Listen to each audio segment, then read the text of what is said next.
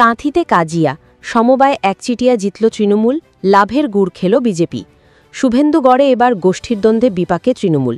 নির্বাচনে একক সংখ্যাগরিষ্ঠতা পেলেও সমবায় সমিতিতে শেষ পর্যন্ত থাবা বসাল বিজেপি। তুঙ্গে রাজনৈতিক তরজা।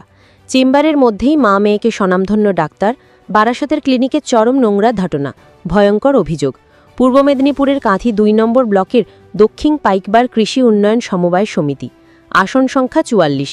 ভোটাভুটিতে ৩৭ আসনেই জিতেছেন তৃণমূল সমর্থিত প্রার্থীরা, বাকি ৭ আসন গিয়েছে বিজেপির ঝুলিতে।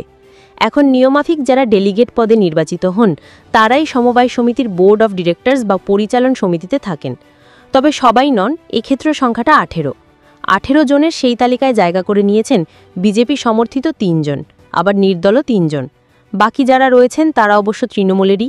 কিন্তু ভোটে মাত্র ৭ আসন পেয়েও কীভাবে বোর্ড অব ডিরেক্টরসে বিজেপি ৩? দলের গোষ্ঠীর দ্বন্দ্ব ও ক্রস ভোটিংকেই দায়ী করেছেন তৃণমূলেরই একাংশ। দলের অঞ্চল সভাপতি বাবুলাল গিরিও বলছেন, ঐক্যের অভাবে এই ফল। নেতা আমিন সোহেলের দাবি, পরিচালন কমিটি তৃণমূলই চালাবে। এদিকে অঙ্কের হিসেবে দক্ষিণ পাইকবার কৃষি উন্নয়ন সমবায় সমিতিতে যে তাদের ডিরেক্টর থাকার কথা নয় তা স্বীকার করে নিয়েছেন বিজেপি নেতা চন্দ্রশেখর মণ্ডল। তার দাবি, তৃণমূলের ২ গোষ্ঠীর গুতোগুতি আমাদের সুযোগ দিয়েছে।